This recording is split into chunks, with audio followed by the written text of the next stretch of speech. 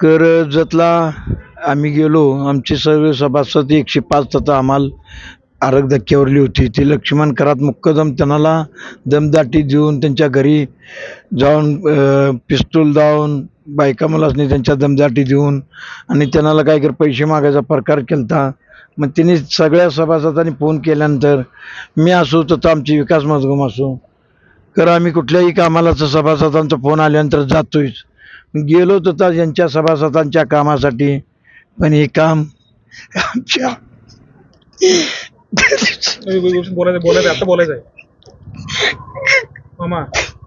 कोण धमक्या देत होतं आणि कोण सारखं निलेश गडदे म्हणून आहे आणि तिनेच फोन करून डायरेक्ट सांगितलं तुम्हाला तिघाला बी उडू ना. कोण तिघं म्हणल्यावर मला तुझ्या पोरग्याला तुला आणि लक्ष्मण करातला. अरे कशासाठी काय तू इथं आम्हाला का आलायस. मग आम्हाला प्रतिनिधी म्हणल्यानंतर आम्हाला जी कामच करतोय विकास आमचा नेता ते म्हणले रे आम्हाला जी आम्ही कामं करत राहतोय तर असा प्रकार घडाला तर आम्ही जायचं. आमच्या घरांची जवळजवळ काय करवत बसली. आज आमचं मध्ये पोलीस स्टेशनला गेल्यावर काय झालं. पोलीस स्टेशननं दखलच घेतली नाही. ते कोळेकर साहेब त्यांना सांगून दमलो तर त्यांना ऐकायलाच येणार नव्हतं. हे घ्यायचे 10 मिनिटं बोलून जावा बाहेर थांबा असे जवळजवळ बरेच वेळ त्यांना कोणाचे फोन यायचे कोणतरचा फोन द्यायचे.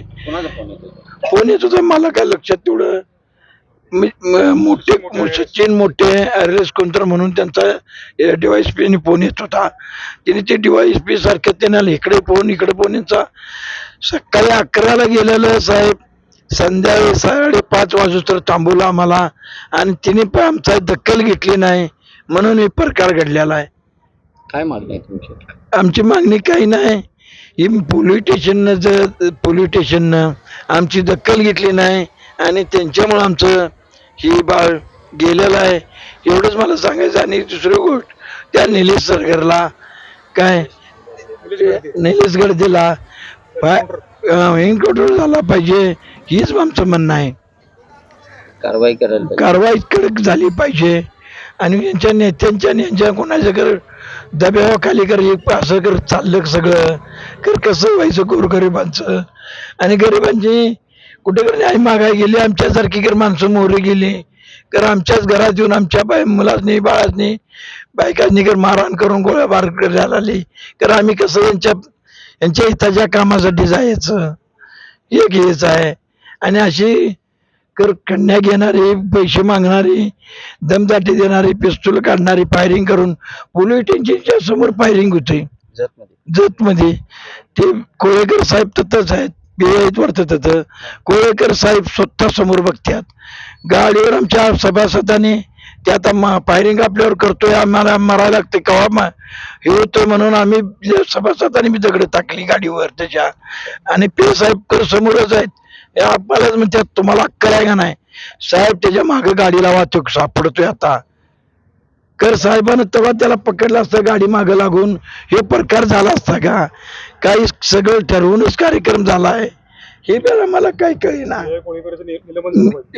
त्यांचे कोळेकर साहेब निलंबित झाले पाहिजेत आणि त्यांनी हे केलंय म्हणजे त्यांच्यामुळं झालेलं आहे ही माझं सांगणं आहे. निलेश गडदे यांच्यापासून तुमच्या कुटुंबाला धोका आहे का. हो धोकाच आहे की आता इथून बरोबर धोकाच आहे. मुलग्याला मारतो म्हणलाय आणि मला बी मारतो म्हणलाय. त्यात ते मुक्कादम लक्ष्मण खरात त्याला बी मारतो म्हणलाय म्हणजे धोकाच आहे की. आणि काय सभासदांनी फोन लावून दमदाटी दिलाय आमच्या बाजून राहायला कर बरं नाहीतर मग कोण माय मी ओळखताय का ही भाषा करतोय. आमच्या कुटुंबाला पोलीस प्रोटेक्शन पाहिजे. आमच्या सगळ्या कुटुंबाला हे आहे असं पोलीस स्टेशन आम्हाला हे निलेश गडदे हजर होऊस तर ही सगळं ही लागणार आणि द्यायला लागणार आहे आम्हाला. पोलीस बंदोबस्त पाहिजे आणि आम्ही ही मागणी आता मी नेत्यांनी बी करू आणि सगळ्यांना मी सांगणारच आहे.